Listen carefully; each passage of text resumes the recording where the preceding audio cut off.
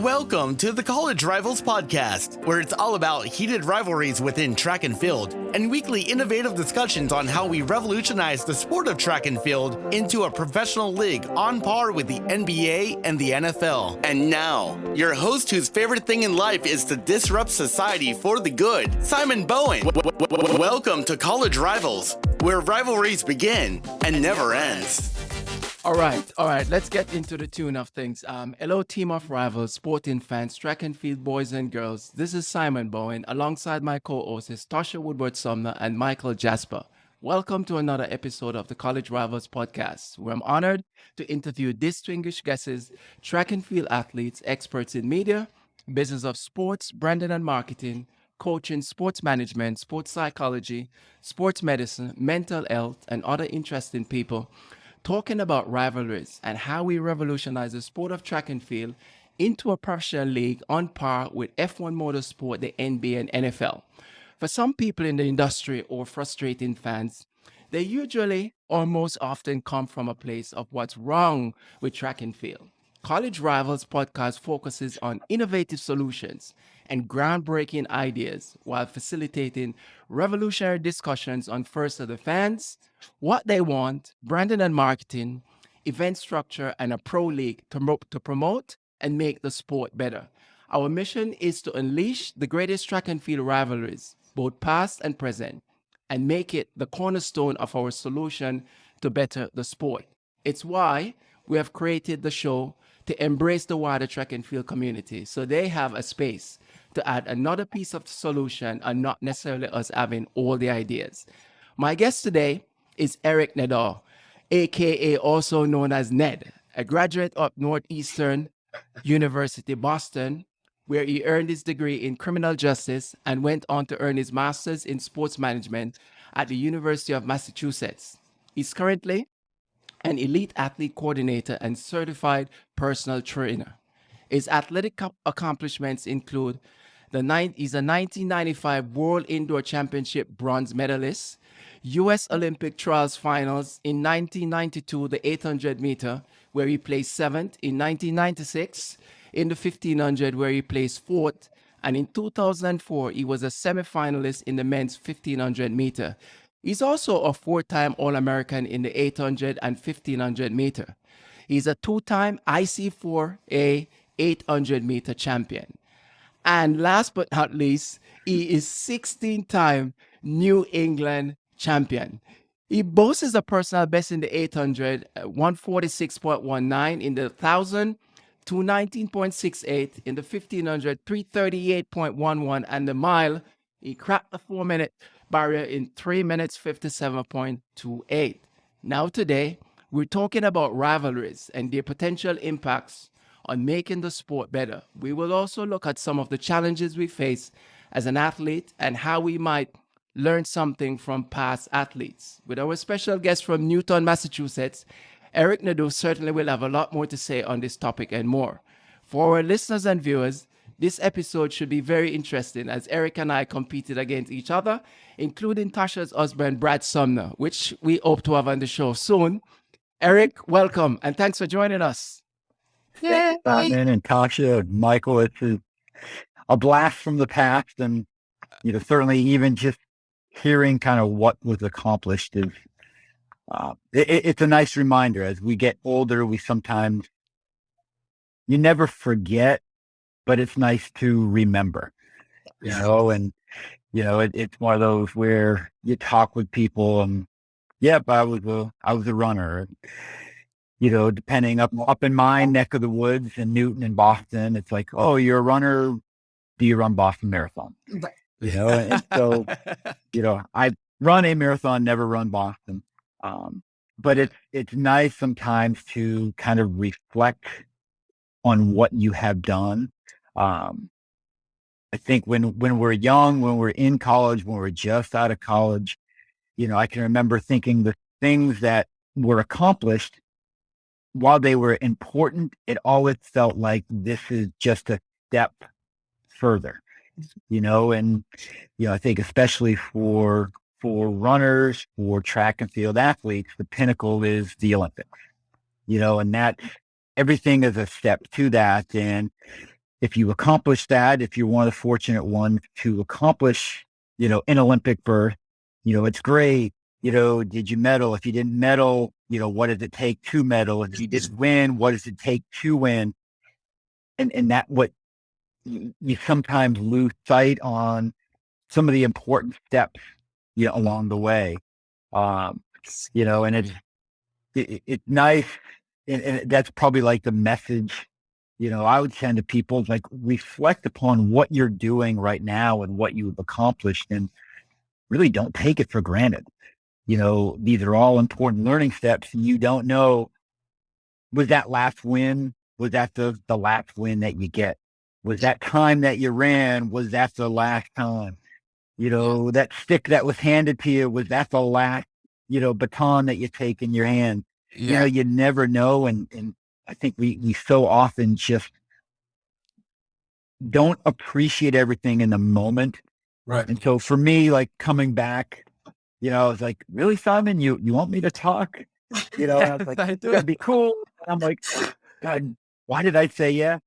But just by hearing and seeing you guys, it's like, this is great. It's a good time to reflect and look back. And I agree. Yeah, I agree. I mean, it's listen, when I thought of bringing you on the show, and I will reveal this today, when I went up against you first, just visually by sight, you, in my mind, there's no way you could beat me. Absolutely no way. Because Erik, at first sight, doesn't necessarily look like the typical 1500 meter runner. Is more coming from the Brad Sumner, Paul McMullen. They're a little bit bigger than your normal 800, 1500. So it's like, there's no way this dude can beat me. Man, this boy is a pit bull. He's tough. He's gritty. And I'll say this, which I know most distance runners will agree. There is a ferocious, hidden mental war game that goes on in the mind. And it actually gain each other's respect. When you know you're good and someone beat you, I think you have a lot of respect for them. It's kind of saying, okay, yeah, welcome to the club. He's one of us now. Yep. So here, we just needed an account. Who was better? We just need a generous answer. Who was better? It's, yeah. You or Well, It's, I know, I think the first time that we had raced, Simon, was You got at me. IC4A in 92. yes. And you were running for Morgan State State. before you moved to Mason, Yes. and Yes. you were out. Yeah. You for 600 meters, this kid, and I think it was like an orange speed, Yes. And blue. Orange and blue. was like Like the Chicago Bears. gone. Bullet. We're moving, and finally it's like closing, got by him. Yeah. Was fortunate that day was the day that I qualified for the Olympic trial. I know you left Morgan State, went to George Mason, and certainly had some good group of guys to train with. Yeah. But then it was Absolutely. 94, the 800 down at George Mason. You and I, for 250 meters, there was no budge. You had the inside lane, I had the second. I didn't have the wheels, I had the strength, and I just remember the last 100 meters, like, I think I got an inch on you, Yeah. and that's all I It could was- do. It was, Yeah. It's, I couldn't breathe, because if I felt like if I took a breath, he's going to get that step, and just a Yeah. super exciting race. Yeah. Yes, for sure. So, Erik, it's so fun to have you on, because I haven't seen you in forever. And I just remember just all the fun we used to have, like the 800 group. So anyway, it's great to see you again. So again, we'll take a walk down memory lane in a little bit, but tell us a little bit about what you're doing now and how you're still involved in the sport. So I had been coaching. I was a college coach for, I think, 22 years, and I left that 5 or 6 years ago, I wanted to stay in fitness. I didn't know if I wanted to coach at a college level, and a lot has changed at that level. And it's difficult being a coach when you're also trying to, raise children, and so I had a son. I've got a son, Lucas, who's autistic, so special needs child adds, something of a challenge. And coaching, it's every weekend, and it's late nights, and it's unpredictable. And so when I left, I wanted to stay in the fitness industry, but I didn't know if coaching was the way I wanted to go. So I got my certification, to be a personal trainer. Have been doing that, have been doing some coaching on the side, started cycling, which seems like a lot of runners when the knees go, they jump on a bike and, got hooked in that regard. But I knew there was just something, kind of missing. And this year, I got an opportunity to take over as the lead athlete coordinator for the Falmouth Road Race. So it was working with the field, the athletes for both the road race as well as the mile. A friend of mine from way back, reached out. This was just after New Year's, and hadn't heard from her in 20 years. And she's like, I think I've got something that you would be perfect for.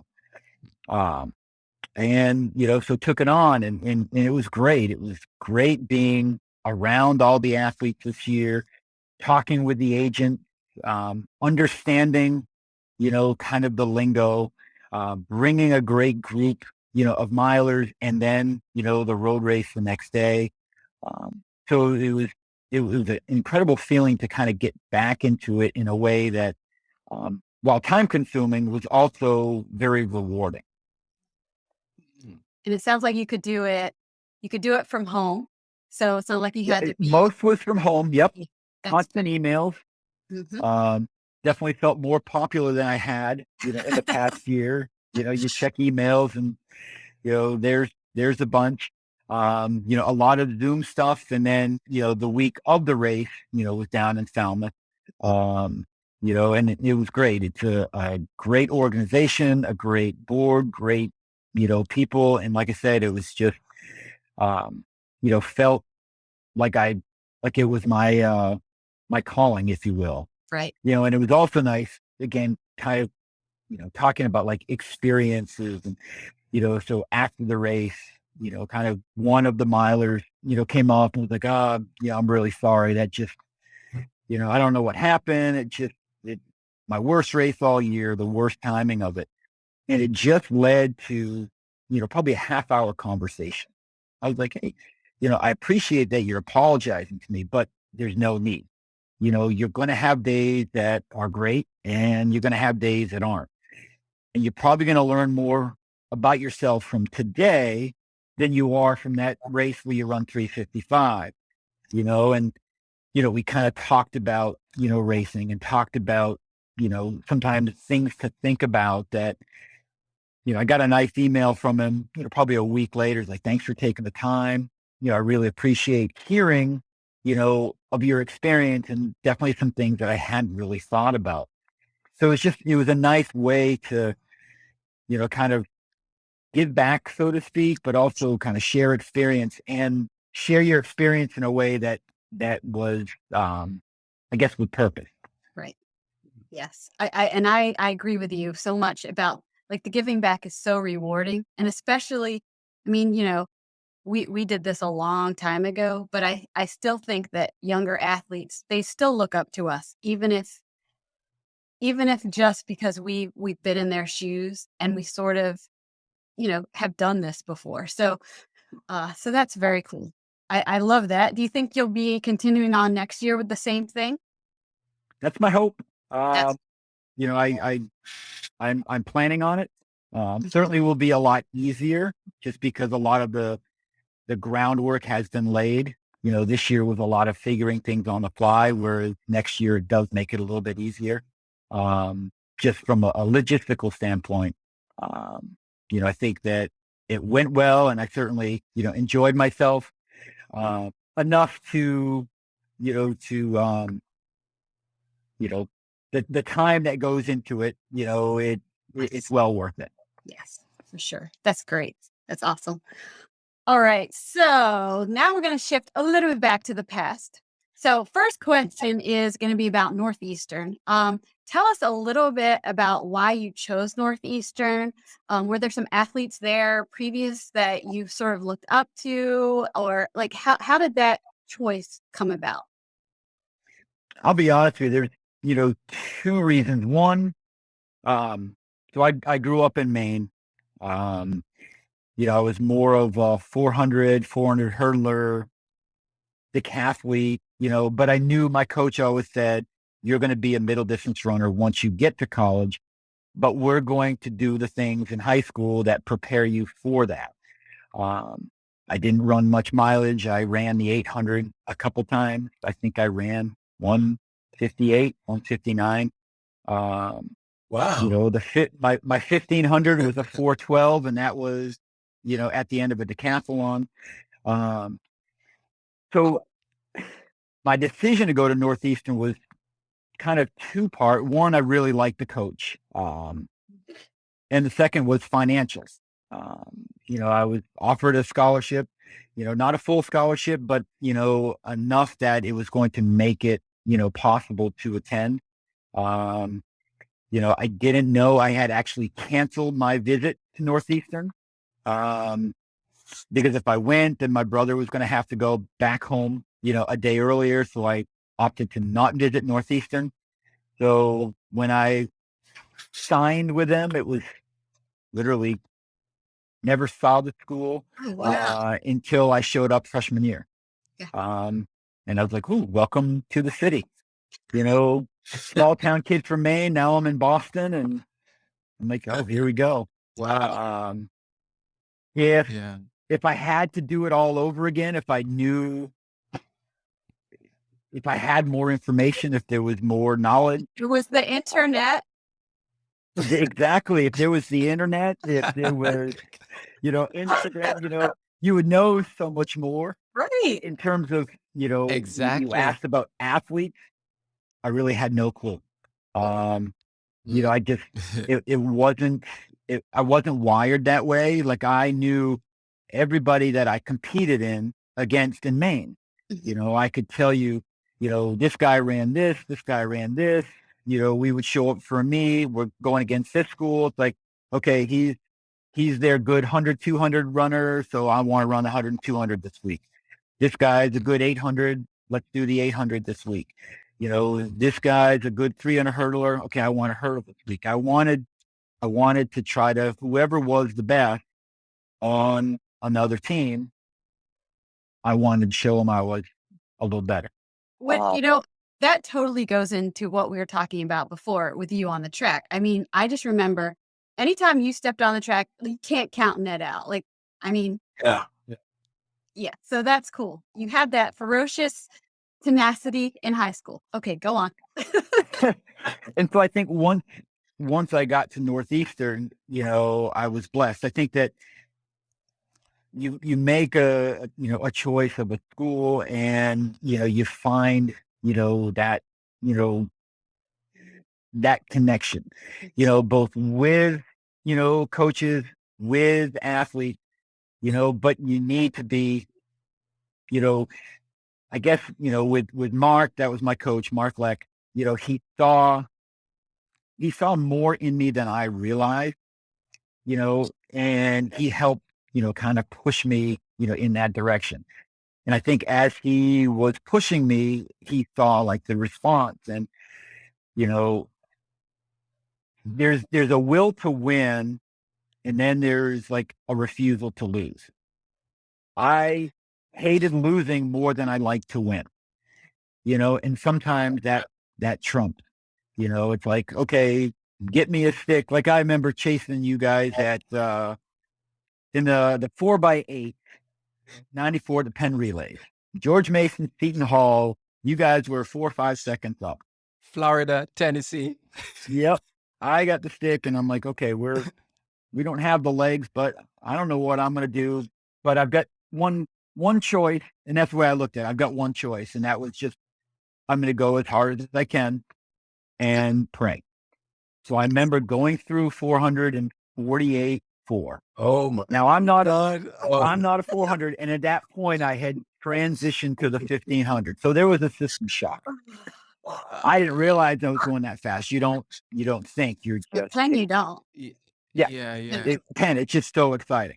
Yeah. You know, I split I think 145, but like my last 100 was probably 30 seconds. You know, it was Yeah. just a death watch. You know, and Yes. you know, but it was one of those. It wasn't so much trying to win; it was just finding a way to not lose. Right. I'm glad I was gone by that time. Yeah, it's And actually in '94, so it's still Ed, Ned, it still stands as the Jamaican national record. Yeah. All four of us are from you guys Jamaica. were beast. You guys were So beast. Yeah. it's Absolute beast. It's one of those where, you know, I remember the next year in '95. So I was now done, and I don't think you were racing at BU. no. But I was doing an 800, and this was a couple weeks before Worlds. And, you know, I was like, okay, I want to run an 800. The night before, I had done a workout because my coach, he's like, okay, I want you, you know, we're going to do a hard workout, and then you're going to race the 800. A little bit of a tune-up. I remember showing up, and, you know, John, your coach, Coach Cook, was like, okay, I've got a rabbit to take you guys through. And I was like, I don't need it, John. He's like, huh. Kind of gave me this look. I'm like, I'm going to take it hard and just tell your boys to hang on if they can. You know, and I had gotten to know him, and he was like, all right, we don't need the rabbit. You know, we went through, I think, like 51, but controlled. You know, I ran 147. All 8 guys were like, I think the 8th place was like 148.40. Everybody was, tight. you know, was like boom, boom, boom, boom, boom, boom. It was just a single file line. Yep. You know, and it was just one of those things where it's like, I think Mario was in there. There was at least 2 of the George Alex Mason guys. And Alex. And Yeah, Alex. Yep. Yeah. That's so cool. Yeah. Awesome. So speaking about like competitors, let's talk about some rivalries. So like Northeastern, what conference were you guys in? At the time, we were, what was it? It was the North Atlantic Conference. Okay, NAC. So did you have a major rivalry with another conference school? Probably the closest thing to like a rivalry would have been either UConn or BU. Okay. Boston University was in our conference. UConn wasn't, but we would see them, you know, at New England.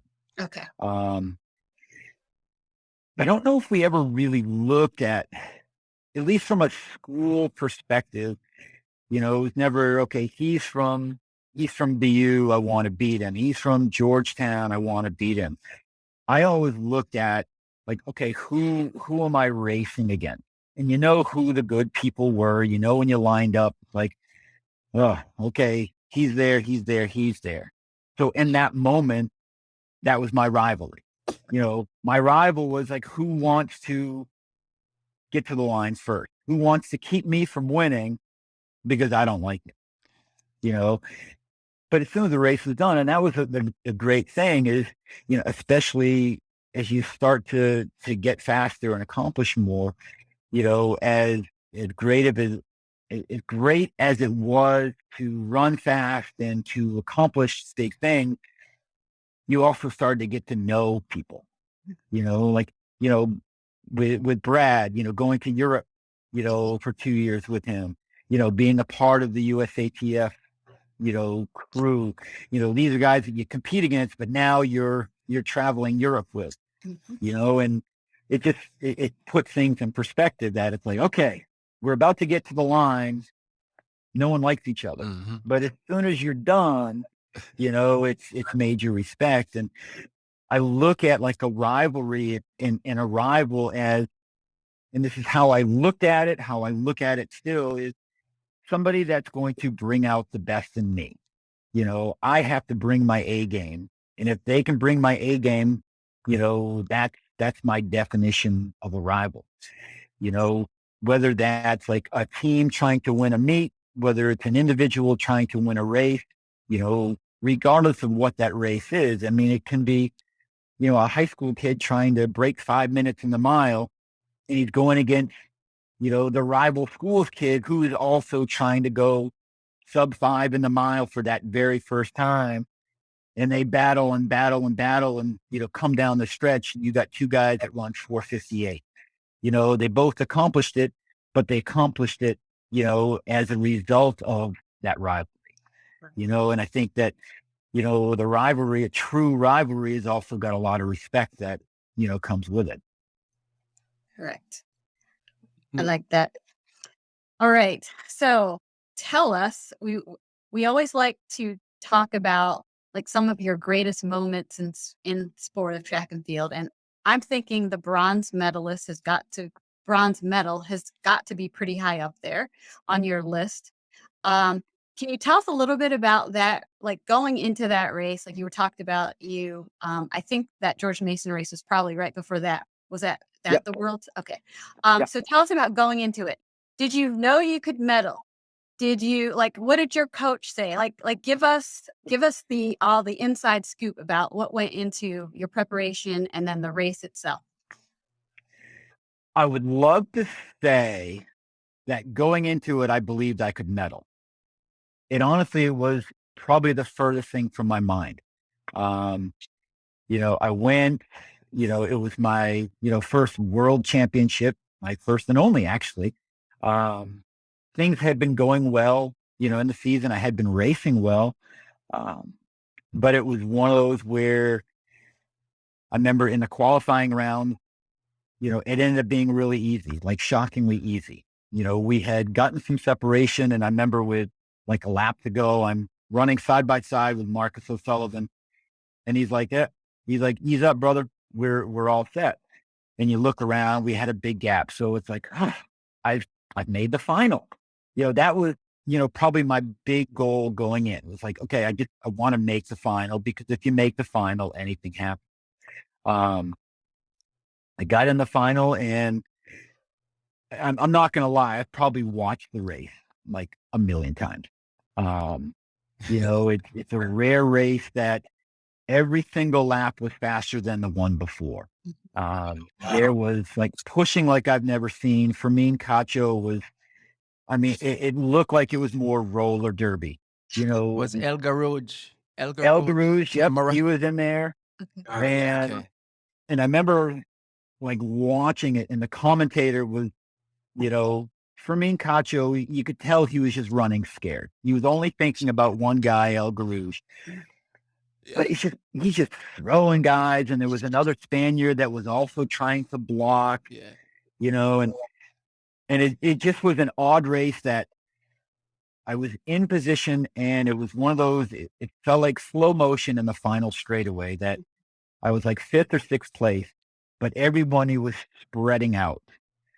And all of a sudden there was one little window, one opportunity, and I crossed the line. And it was like this disbelief of like, okay, there's El Garouge won. There's this guy in a yellow kit that's right here, but there wasn't anybody to my outside. And I think that, you watch the Olympics, and you see like the shock, like this year, Jake Whiteman in the 1500. It gets done. You see him like, looking around. Yeah. Just You have appreciate that. You're just like, But but I win. Erik, what I know is it's funny how you describe how you finished that race. That's exactly one of the things that I can say unequivocally. If I had to do it all over again, I will always know that you're not going anywhere. You're coming. That last Always coming. if you give Erik a slight little crevice, he will find a way how just to wiggle in. He will not go away. especially off negative splits. If you can do that off negative splits, I could never race like those tactical races that were negative splits, that was the bane of my existence in track. Yeah. I could Well, the funny thing is, and Mike, your Yeah. point, like in this day and age, I feel a lot of track has become time. Everybody, it's chasing time. You're going to BU to run the mile or the 5K. You're going to this track to run this time. This is the sprinter's track. I will tell you, the bane of my existence was trying to run for time. It wasn't in my DNA. I ran fast, but I never ran like a couple races that were set up, like time trials. It just, I think the Worlds was probably for me one of the biggest races, but to follow up, the second was the first time I went under 4. It was at the New England Championship, racing against Andy Keith, who ran for Providence. Right. The key. And so New England, we had Friday night and Saturday night. You had Friday night, you had the trial. So I ran the mile and 1,000 for the trials. And I think I did the DMR. And then the next day we had the mile, and Andy came up and he's like, how do you want to do this? I'm like, Andy, all I'm trying to do is win. I was like, if I can grab 10 points here, 10 points in the 1,000, come back, I know I'm running a relay leg, on the 4x8, we probably going to win New England. He was like, all right, well, I'm not getting any help. We went through the 800 in 2:05. So 2:05, and then 2:05 became, I think we were through in like 3:02. And then it just, I caught Andy on the last straightaway, finished. And it's like, I'm looking at the clock, like 3:59:68. Like, no way. Cause I had tried earlier that year a couple times trying to get under 4. I think I ran like 4:02, 4:03, and it's just like, ugh. And here, going through the 800 in 2:05, but trying only focused on winning the race. After you had 2 other races in your legs, or was it 3? It was 3 from the night before, and then I had like, wow, that's amazing. But I couldn't even celebrate the mile because I got to try to get a little bit of a cool down / warm up for the 1,000. Right. And then I know it's going to come down to the relay. So then there was another 4x8 leg. Now the drawback is that weekend, and I talked with my coach, and he's like, my regret was allowing you to do what you did at New England. He's like, because I got sick right after, I didn't have a good race at nationals as a result. Right. But I was like, there was not really much you could do. He's like, I could have. I was like, you couldn't have. I was like, because what I cared most about, was doing whatever I could to win a race. We wanted to win New England, so I knew that. So I was like, there probably wasn't a lot that you could have done to change my mind. He's like, well, you were definitely the most stubborn person I've ever coached in a good way, but That's cool. I love that. That's you. Yeah, that's Erik in a nutshell. But in terms of, let's talk a little bit about what we probably, everyone in this discussion probably have experienced, but the attention is on you. Firstly, before I even get into it, are you a national hero in the New England area? Are you? Yeah. I think that I might have been, at the time. Hard to say. It's like, born in New England, you run in New England, you stay in New England. I think my accomplishments were such that people were impressed, but I think more the humility, because I remember talking with people, and they're like, this is, you're not who I expected you to be. And I remember like talking to somebody who was like an older person. I'm like, well, what do you mean? It's like, well, you're not full of yourself. You're humble, yet like, well, one of the lessons I learned in life, and it's something I try to impart to others, like speed doesn't change you. Winning titles doesn't change you. You might be a little bit faster, but you're still the same person. And I will say that you would see people that started to accomplish kind of rise through the ranks and just became a little bit different, a little bit higher on themselves. And Yeah, it's like you're no different because you're a little bit that's faster right. than the next person. Yeah, it's so unfortunate. Yeah. Yeah. Yeah. So when you reflect back on those individual performances during your time and now think about the state of our sport in terms of it still being a semi-professional league and how challenging it was for you in particular to transition into becoming a pro athlete once your eligibility was ended. Do you think justice was served, or what was life like after, you no longer run for Northeastern? So I made a decision to go directly from undergrad into grad school. Um, I felt that I had a good balance with academics, um, and doing the training that I needed. And so I thought that that would be a good balance. I wanted to get into coaching. I wanted to get a master's degree. And I thought, okay, I can do this and find that balance. And my first semester, I was going a full load of classes and I quickly realized, okay, that's not going to work, and the good is that it's the fall. So the fall was just kind of base training and, but as I headed to the track season, I dropped from 4 classes to 2 classes, perfect balance, exactly what I needed. Um, but I will say that there was some regrets of, at the time, I think it was like the Enclave was the big group. There weren't a lot of training groups like there are now. There's a ton. And I had gotten to know, I mean, Mike, I'm jealous of you because Gags is, a like I love the man. Never coached me. I love it. I love it. But I've had conversations with him. I've gotten advice from him. And it's one of those where that was the group, at the time. And hindsight, I kind of wish maybe I had put kind of career, on a back burner a little bit and just stay focused on, being an athlete, for a little bit longer and not trying to do everything, on my own. I had my coach that would come out, I would go and see him, he would use some of the kids from Northeastern to help me with workouts, but most of the stuff I was doing, on my own. And, I think, that's probably my regret, was not joining, something where this day and age, there are a lot of like high quality, performance clubs, basically all throughout that, whether it's distance focused, mile focused, people are getting together, not trying to do it, on their own.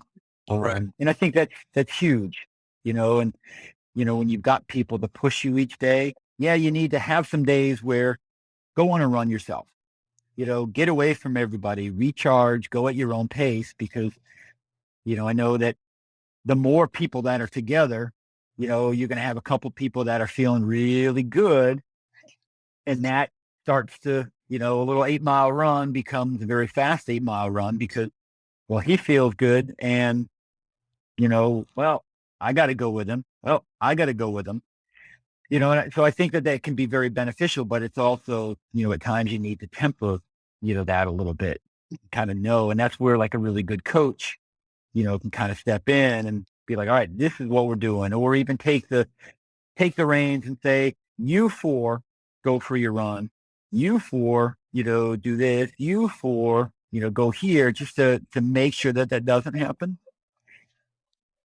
So, yeah, I mean, you bring up a good point. Like today, there's a lot of training groups, which is essential, especially at distance. I mean, to me, you cannot train middle distance and above without a training group. That's my Right. feeling. Some of the more technical things like high jump, that you be able to do. So that's a very valid point. So along those same thoughts, though, if you think about the sport today, how closely do you follow track and field as as like a spectator? Do you follow it closely, or? I got away from it a little bit when I left coaching, coming back to it. I see, and I kind of alluded to this earlier. I feel like at times there's more a focus on how fast can you run than like what can you do. There's more about, it's more anachronistic. What does the stopwatch say? I broke 4 minutes in the mile. I ran 3:59.99. That's great. You got under 4 for the first time, and you're 14th, in a fourth heat, at BU in an indoor track. It's like, you've run the time, but what about like racing to win? What about kind of taking that gamble? Like, Simon, you love to run from the front because it's like, okay, I feel like that's my strength, and I'll do that. Take a chance, but instead it's a lot of reliance on, okay, I'm going to BU and we're shooting for that to run fast. And then we're not going to race again for another, 3 or 4 weeks. I think a perfect, and again, every athlete and their coach come up with plans that work best for them. But I'm going to go to, Cole Hawker. You make the world team this indoor season, and you opt not to run, the world indoor championship so that you can get ready and be sharp for, the U.S. Nationals and World in Oregon. Okay. If I look at the calendar, I'm pretty sure that's about 4 or 5 months down the road. I don't know if running World, a week after Nationals is going to negatively impact what you're going to do later on. And it's going to give you more international championship racing, and, then ironically, and I'm not saying that was the reason, but ironically, he gets hurt, and doesn't make the team. Yeah. I feel sometimes it's, if you have an opportunity, to race and compete, take it, don't push it off for later. It's like, again, we go back to, you don't know when your last race is. Exactly. Right. So true. I always looked at it, I want to race. So I probably, I think all of us, we pretty much raced every weekend.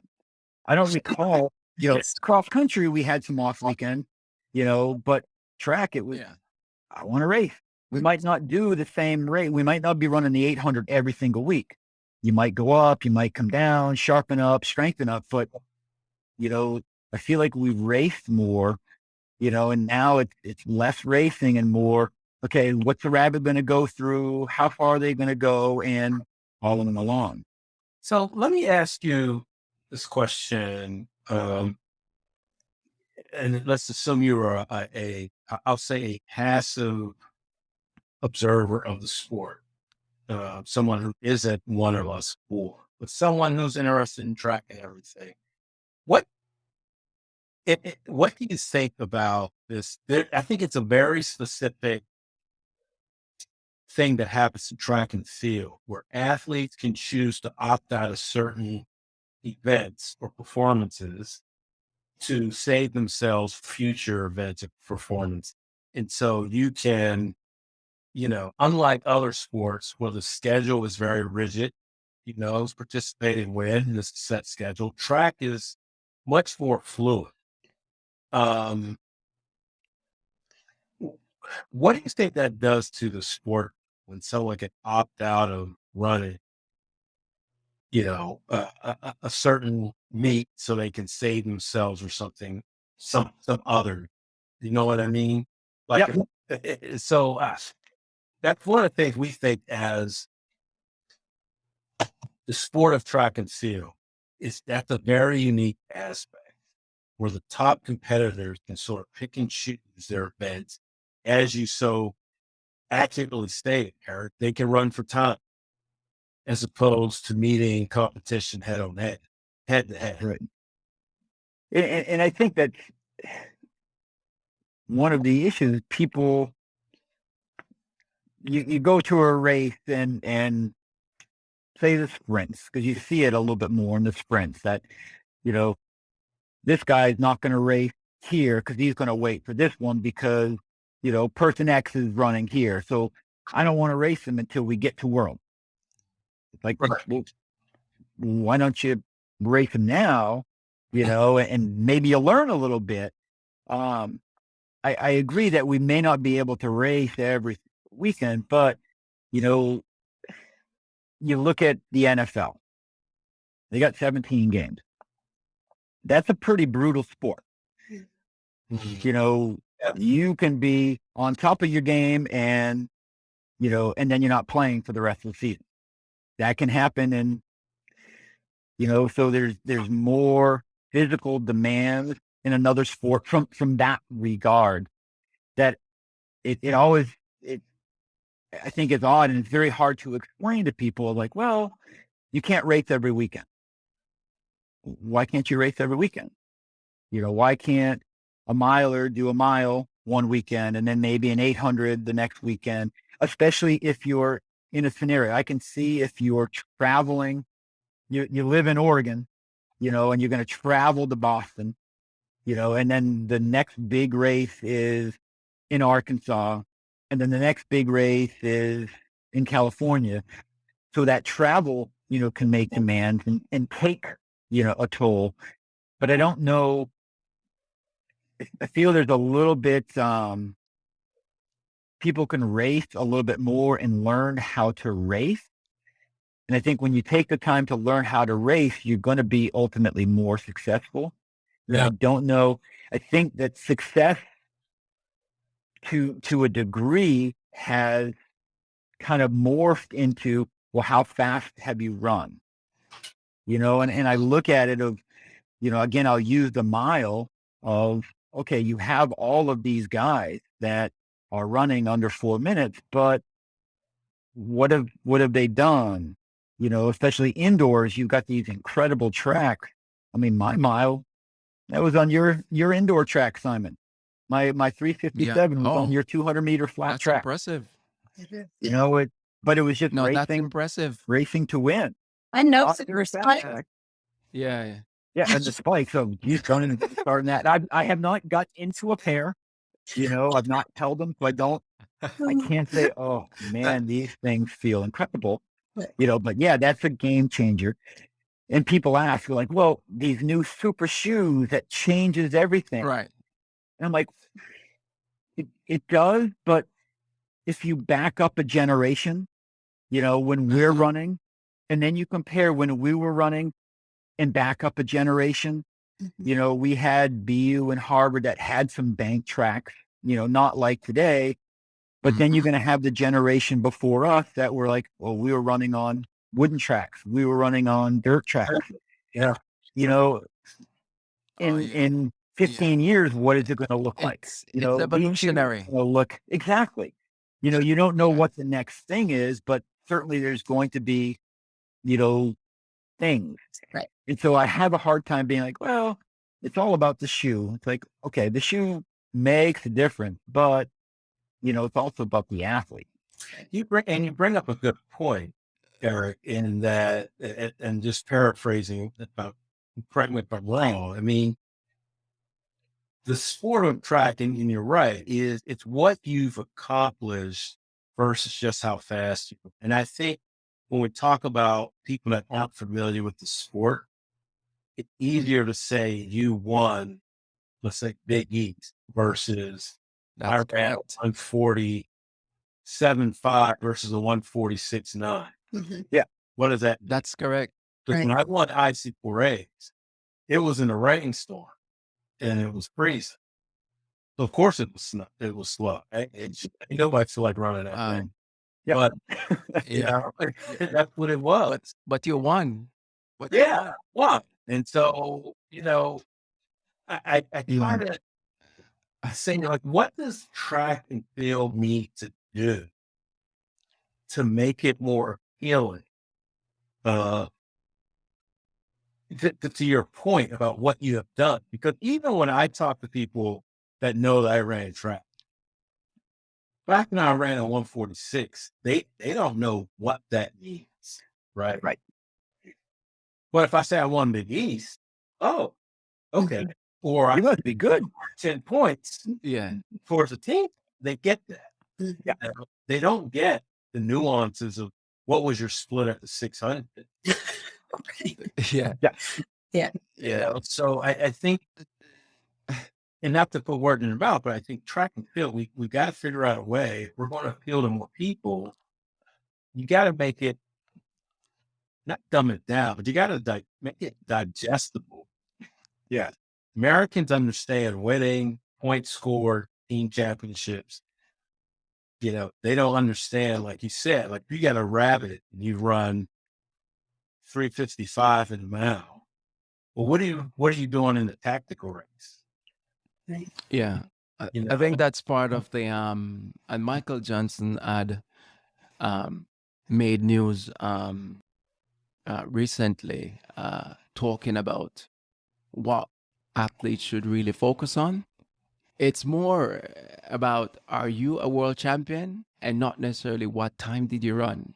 Are Yeah. you an Olympic champion?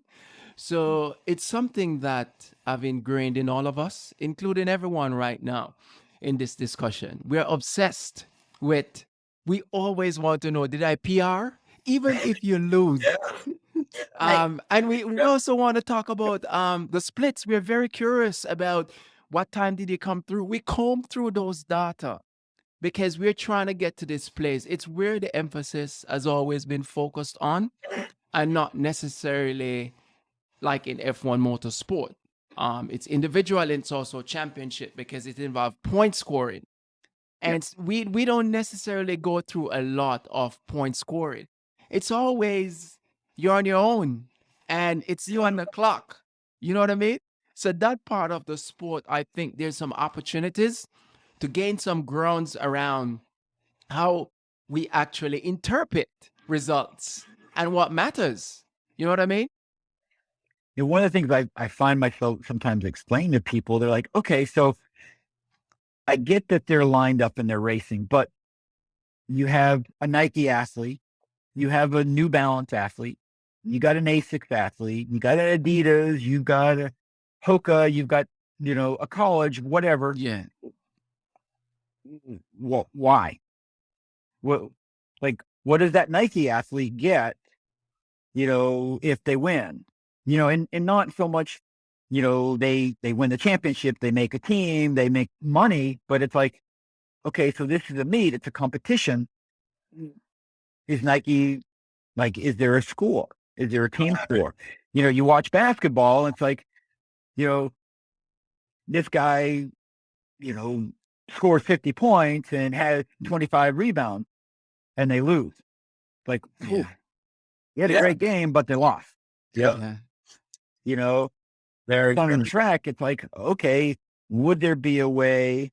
Now, again, it's, easy to think, but you kind of think about, okay, what are ways that you can make it better? But if they, like, Nike has got all the money and got all the athletes, are they going to win, all the meets?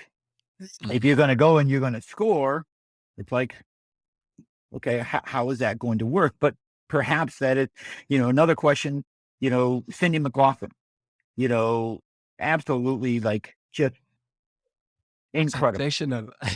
absolutely sensational, yet she raced twice this year, 3 times maybe. right. And people like, oh, is she going to get the record again? Do you think that, she'll run the 400? I'm like, I'd love to see her run a 400 right now. Yeah, for sure. But it was like, okay, so you ran, national, you ran worlds, and it's like, what else? People want to see, she, and I'm not faulting her for her decision. I know she got married this year, and, there's a lot of other factors.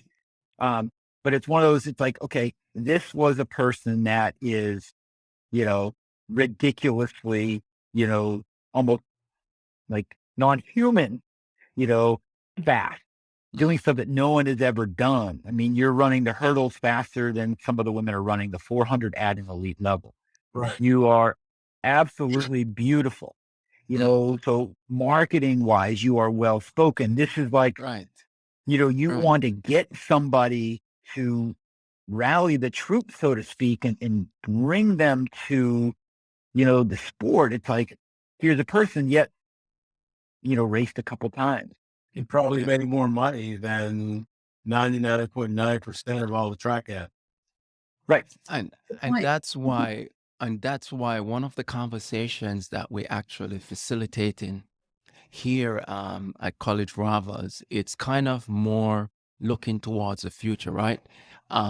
Potentially a team concept where we could potentially see Sydney McLaughlin belonging to a team, and viewers have access to see that team versus that team competing against other teams, and there are scoring. In that way, I know Mike had in a previous episode spoken about a structure and what that would look like in terms of, say, they choose to run 6 major key events, and it is comprised of a number of teams. You wouldn't see her 2 or 3 times. You probably would have to, and it's a must because obviously they're well paid, and this is what the sponsors and everybody agrees to. Then the world get a chance to see, very similar to what happens in F1. Even though it's an individual, there is also a team component of it that impacts scoring at the end. There's an individual champion, and then there is an overall team champion. We strongly believe that there is something to be gained from having a similar concept. So it's not about who chooses just to run 1 or 2 races. It's the teams that have been developed. As a viewer, you're going to be able to can see her at least 6 times for the year, excluding major world championships or Olympics. Which is It's kind of like cycling. So you look Yes. at Tour de France. You've got 20, 22 teams. There's 8 or 9 guys on a team, and you watch, and you can see, okay, he, or she is the primary rider. Everybody is working, for them. Mhm. And you're going up a hill. Your teammates are absolutely killing themselves. And you're watching this. You're a 5-mile climb up a hill, and you're seeing, a guy at the front just absolutely burying himself to the point where it's like, then I'm done, and he's off. But he's doing it, to set his, Right. teammate up. Yeah. When you watch it, it's like you can appreciate the effort, but also understand the why. right. And that's something, if that was there, it's like, okay, you got guys that line up in a mile, I'm gonna set Simon up to win. I'm going ridiculously hard, maybe borderline, suicidal. But it's like, okay, he can respond, he can run well with this. And so you see, that kind of happening, and not like, oh, well, I guess I'm not going to get it today, I'll pack it in. It's like, okay, well, maybe packing it in doesn't get you, a point, 2 points, whatever it happens to be, that maybe that team title for the day, for the series could be on the line. Yeah, and that's why one of the things that I'm anxiously awaiting and looking forward to is looking at these enormous amount of opportunities that is yet to be explored. With innovation, we actually can make the sport a hell of a lot better, more interesting, easily to watch, and quite appealing to millions of viewers out there. We're yet to be able to can explore those opportunities. And it's, way back to the beginning, we talk about the things that we didn't have when we were, in our prime, the Right. phone, the Instagram, Facebooks, and everything else that I'm not even all that familiar with. But Yeah. it's one of these, like, everything happens, everything, people see, and it's not just, the people that want to see it, it's others get exposed to it and realize, I had a guy that I was training on Monday. It was like, I don't get it. He's like, I rode crew when I was in college. He's like, I ran 6 minutes for a mile. He's like, I was all out. He's like, I was watching, that Kenyan marathoner. Mm. He's like, a couple expletives, in there. He's like, how in the hell? He's like, 40 miles or something for 26 miles. Or 46 miles. Yeah. He's like, I was lucky. I broke 6 minutes by a second. He's like, this guy's doing 440 for 26 miles. This is not a runner, but he's talking about, Kipchoge's run because it was so out there, and I think it was out there because of social media, understanding like the gravity of what he has done. It's like, people that aren't runners talking about what runners are doing. You're onto something. Right. And that's Right. Yeah. Right. Absolutely. What the novice can understand. So he has that power to make that truly incredible event credible to everyone. Yeah. Not just us. Yeah. And relatable. Yeah. It's Absolutely. ironic because in 2014, F1 Motorsport has been going through the same thing currently as with track and field, and Liberty Media stepped in. It's a massive marketing organization, and it was around the time where they were so far removed from technology and social media, and a massive part of their strategy was digital marketing. How you are able to translate what's happening live on the ground, and even people who don't even know about car racing have it to their mobile devices. They can actually see what was happening, and even though you're not there, it's almost like you feel like you're there. And that's exactly what track and field needs to do. So now, Tasha says before the internet, and we have our hiccups about this whole, social media. Oh, I wish if I had it. There are some credits to that in truth, and in fact, we could have done much better. And we are saying now, as past athletes, you have all of this now. It is about time that you actually use it. We are not in the dark age anymore. Every second, there's another new technology that comes out. And the good thing about this generation is, for some reason, even my son, he's 11 years old, and the way how we text and how we interpret stuff using a mobile device, I can't go as fast as him. So what does that tell you? The If you have world a is ready. problem, if you have Go a to problem, them. you go to them. Right. Yeah, correct. Correct. Which leads me on a lighter note. We've been talking a lot about rivalries. Tell us, Erik, if you had to choose specifically, who is your greatest rivalry matchup that you've been, from college and then to pro? Who would that be? We already know you beat Simon, so it's gotta be something. Like I said, I think for me, I don't know if I had like specific rivals. What about Andy Keith? Andy Keith, definitely probably when I was at Northeastern. The difference is like Andy raced more sparingly, and I like to race, but whenever we lined up, it was always a great race, and it's like, Andy's in it. Okay, I've got to take the game up. Brad and Louie from Villanova, Quintana. Rich Kana, Steve Holman, especially, the miling, it's Jason Pyra, Paul McMullen. Wow.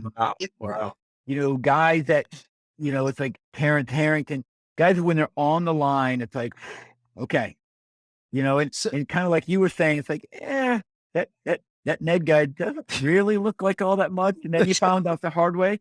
Well, you also do it with others that it's like, okay, I remember at 96 in the Olympics, I'm like, you, and I underestimated Jim Thornton. And he's finished in front of me. It's like you never know who shows that up. person is going to be. So to a certain degree, maybe my biggest rivalry was the person in the mirror.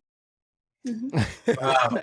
Not the first Because one to when you say look that. in the mirror, it's like, okay, that who has the most control of what you do. And, you can't control what others, what everybody else does. But, I look in the mirror, it's like, okay, did I give everything I had today? That's pretty profound. I bet most people would agree with it. First, there's some Yeah, and there's something developing as well as we have a discussion with athletes joining us, and I feel like I fit into this mold as well. I do not have a specific rival. What's happening is there's a number of guys coming from different geographical locations, that when they show up in the race, everybody become a rival, not just one. It's who you can get on that day. Agree? Absolutely. Yeah. Because, I don't think ours was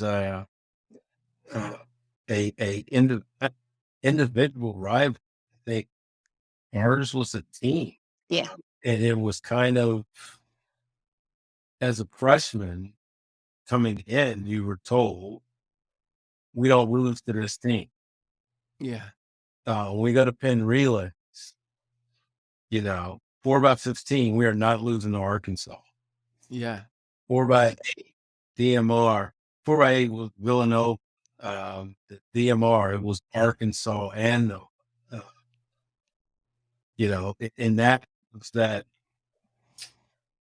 Yeah, like even before I knew Mike Seeger and Brad, it was something as a freshman. It's kind of not strange.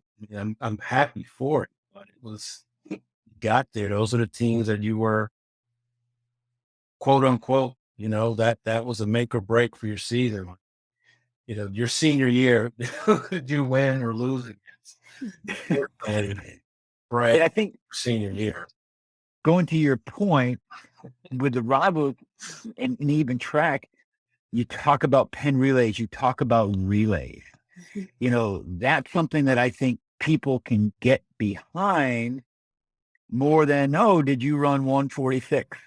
Yep, I agree. Well, what does that mean?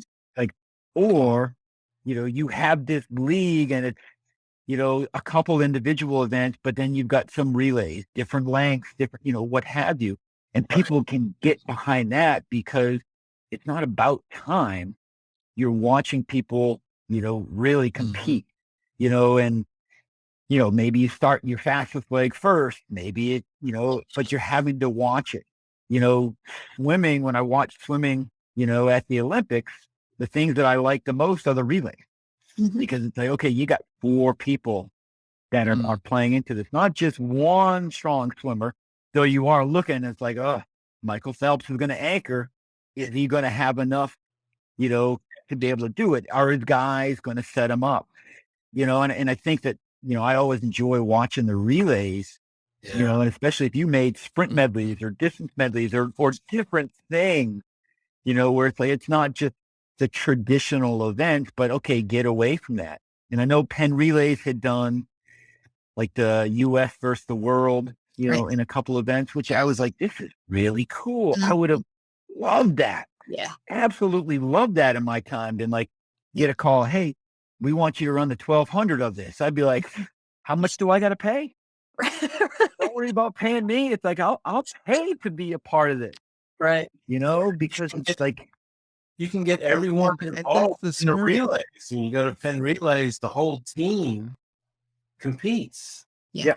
Versus going to nationals where you have a handful or, just a few people, but the whole team can rally around the relays Yeah. at Penn Relays. And s- And that's one of the.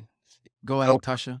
I was going to say, speaking of technology, one thing I really liked about Worlds this year with the relays is they showed all the splits, so you could see the fastest leg on each leg. And so, like you say, like Jamaica had the fastest first leg, but then US had the fastest second leg. Or, I'm totally getting that wrong. But, Yeah. that was the idea. And so you could sort of, like for the nerds of the sport, like us, like we're Oh, I like, loved it. that's cool. But yet for people who like the layman, they can still see also, okay, here's where they lost that, similar to F1 or whatnot. Yeah. So it's stuff like that that I think can bring people to the sport as well, or at least create more interest because they can relate to it. Yeah. Absolutely. And like I said, I loved it. It's like, how fast did she Yeah. run? You might be on your stopwatch, but it's like, holy crap. What could she have done? Or there's the difference, and it, for, kind of a nerdy person, it's like, Yeah, for oh, sure. this was awesome. You see all the splits, even the hundreds in the 4x1s, they had those splits, It was so cool. and yeah, it was like, I get it.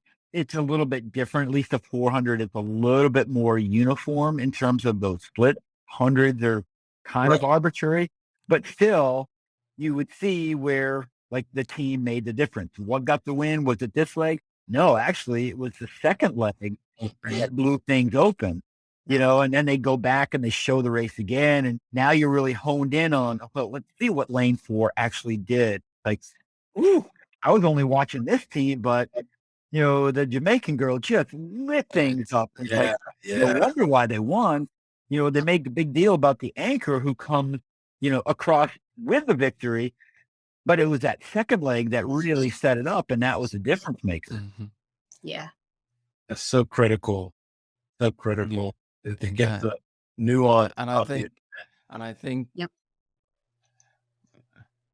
Yeah, and it's really an interesting journey with all the different guesses and the discussions that we've been having. There's one thing in common that we all share, and we all love the pen relays. And we've had discussions here before where we feel the future of track,